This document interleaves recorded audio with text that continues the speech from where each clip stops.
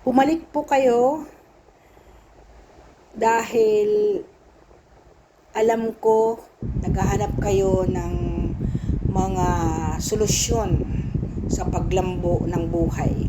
Nasa chapter 4 na po tayo dito sa libro na Life-Changing Secrets ng mga mayayamang tao na ginawang respondents dito sa paggawa ng 25 years na paglikom ng mga sikreto ng more than 25,000 people in the world na mayayaman. Ang number 4 na chapter ay ang auto-suggestion.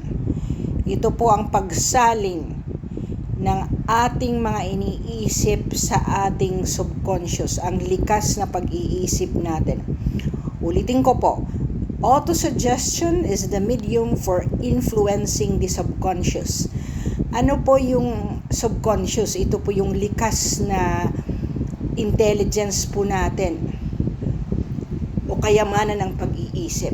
Ngayon, kung narinig nyo ako sa chapters 3, ay sinabi ko, ang subconscious po ay walang pag-iisip.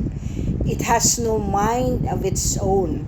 So that if you keep on telling negative things or you see, nakikita mo, naaamoy mo, naririnig mo, nalalasahan mo, at nasasalat mo ang poverty o kahirapan, hindi ka talaga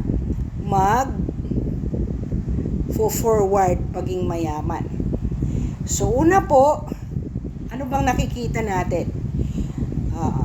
Matagal na kahit doon sa How to Be Rich na libro ni President Trump, sinasabi ko sa chapter 3 yata yon, you start clearing your house. Kasi di ba kahit tayo ay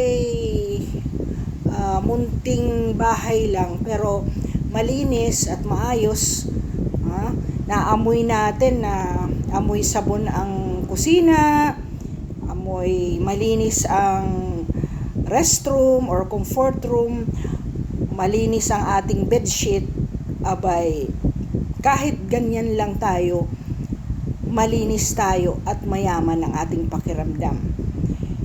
Imaginin mo kung yung damit mo rin inahang mo lang, hindi mo nilalabhan, diba?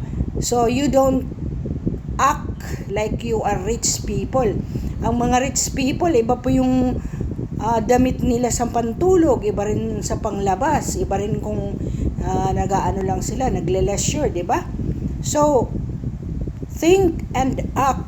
Gamitin mo po na ma-stimulate ang 5 senses na to para sa start-up ng pagyaman mo. So, sa bahay, sinasabi ko, bumaba po kayo. Mula ng August ako ay nag-upload ako ng mga feng shui tips sa ating tahanan. Start up what you see at home. I-organize mo kung nasaan, kahit ka sa pag-organize ng mga sabon, hindi lang kahit saan yan. So, unahin mo ang makikita at ang maririnig mo because, diba, sa chapter 2, tinuruan tayo na magsabi ka sa sarili mo ng 2 times a day kung ano ang goal mo. Sa definite na kwarta na kakailangan mo, anong goal mo at anong gagawin mo para makuha mo yung goal na yon. 2 times a day and 10 minutes visualization. Yung nakapikit ka at visualize mo habang nahihiga ka na ikaw ay magkakaroon ng gusto mong kayamanan. Ano ba yon? Do you want to expand your farm? Gusto mong madagdagan yung sailboat mo kung fisherman ka, yung pedicab mo, hindi ko alam. Ikaw lang, gusto mong mapunta ng abroad in order to get to exercise your profession there. So visualize at least 10 minutes before you sleep, you doze off. And then habang nag-i-envision ka or nag-i-imagine ka na ikaw ay sumasakay ng eroplano, engulf yourself with a white light. Kumbaga yung light na yon na i-imagine mo na nandoon ka na sa eroplano na yon at ikaw ay magtratrabaho na at magiging successful. So, second is read aloud 2 times the goal.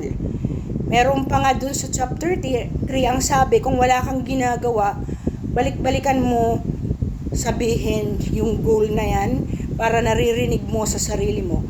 Even a simple ritual na sinabi ko ito sa healthy tips, sa umaga paggising mo, ang una mong gagawin after ng prayer mo ay tingnan mo ang sarili mo kahit hindi ka pa nakapaligo and look at yourself and say how beautiful I am.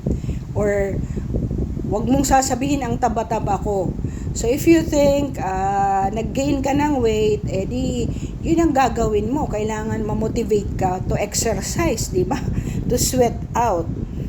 So after na makita mo na malinis ang kapaligiran mo, maamoy mo ang sarili mo, 'di ba? Pati yung bahay mo amoy mabango, 'di ba? 'Di ba? Meron tayong kasabihan yan, amoy pa lang ang yaman na, amoy mayaman siya. Mukhang mayaman, 'di ba? Because we live by that principle. Meron bang mayaman na gusgusin at amoy kilikili, 'di ba? Wala. So, do your grooming and then yung skin, 'di ba? Balat pa lang, 'di ba? Ang balat pa lang flawless na. Mukhang mayaman talaga, di ba? So, kahit daily na ginagawa mo yan, ay mararamdaman mo na kahit maliit ang bahay, munting bahay, malinis siya at presentable, disenteng pamumuhay. The principle of auto-suggestion will depend on your ability to concentrate. Kino-concentrate mo, visualize mo. Pero yun ang sinasabi ko, huwag rin na bibili ka ng mga peking kwintas, peking singsing, peking hikaw, if only to look like you're a rich person. Hindi yun eh. Diba? Anong tawag doon? Stand tall. O diba? Kumbaga, in a crowd, makikita ka na iba talaga ang tindig mo, nakalabas ang ano mo because you're confident. Confident people ay they stand tall, di ba?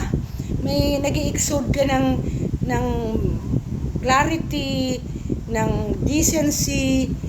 So naamoy ang taong may ambisyon eh. Di ba? Kahit sa pag-i-interview pa lang naamoy yan ng mga HR kung ikaw ay magiging maganda at asset sa employment mo. See yourself in possession with the money that you have. Diba? Ulit. Diba? Sasabihin mo magiging ganito ka. Okay? See yourself managing your sari-sari store to a grocery store. Diba? Ang ini-imagine mo na anong kulay ng grocery store mo. Saan mo ilalagay yung mga bigas, saan mo ilalagay yung mga dilata and everything. So, like if you want to have 150,000, 1 million, meron ngang kwento dito sa book na to, ibinibenta ni Dale Carnegie yung kaniyang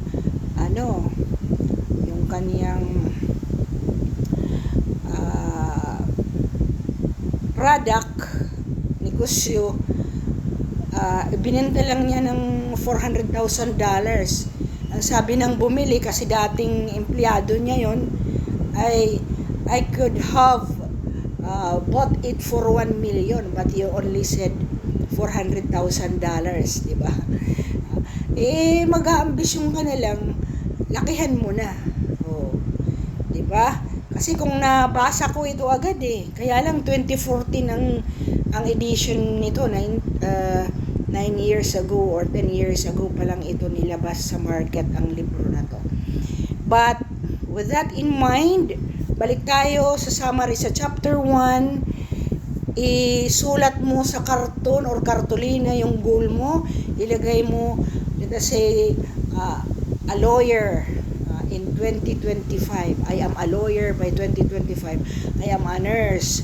I will fly to USA. I will fly to United Kingdom. I am flying. Mas maganda nga yung active I am flying to United Kingdom by June 2025. Yung realistic naman, hindi naman kaagad. At unless meron ka na niyan, lipad na lang ang kulang mo, approval na lang ng visa, ayun, pwede yun yung next 2 months or whatever. So, again, salamat that you are studying and learning. The fact that you are coming back to my channel. Hindi po ako kasi yung mga bogus na bibigyan kita ng mga kung anong chant lang para yumaman ka. It doesn't work that way. I wish I can just finish the videos in 1 minute or 3 minutes, but I cannot. Otherwise, maaamoy mo ako na gusto ko lang mag-upload at makakuha ng views or subscription or what para ma-monetize, and that is very wrong. Pag ganyan po ang aking objective ay hindi ko po kailangan kumita ng limpak-limpak. I am just trying to share and influence positively. Start your day with a positive entry into your eyes, into your ears, into your nose, into your skin, and into your tongue. Good things about you who will be a success and abundantly provided in the future. Kaya nga satang, di ba? Hindi tayo nagsasalita ng mga masama sa ating kapwa at sa sarili natin. Satang, hindi rin tayo kumakain ng ikakasama sa ating health. Kaya, ang 5 senses na yan, you try to cultivate in order that all that you see, feel, smell, touch ay magsesend ng message doon sa subconscious mo, sa likas na pag-iisip mo na ikaw ay magiging mayaman na at uunlad sa buhay.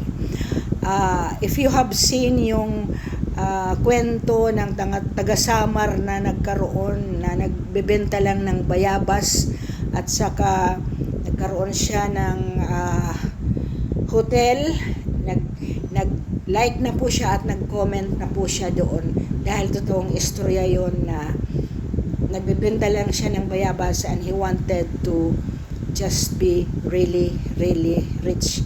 And indeed, marami na po siya, 5 po yung kanyang mga negosyo, including owning a hotel sa Southern Luzon. Thank you. Pati yung taga Davao po nag-comment na rin doon. So, salamat at talagang masigasig kayong follow sa aking mga motivational videos in order for you to improve your life. Great future for you. Yung mga itinuro ko na isusulat mo, gawin mo at i-chant mo everyday. At ang additional na chapter 4 na to is i-visualize. Salamat at sana nakaragdag ako ng kaalaman nyo para ma-influence nyo rin ang mga pamilya nyo sa bahay at sa mga pamumuhay din nila. With that, may the force of the universe be upon you. God bless everyone.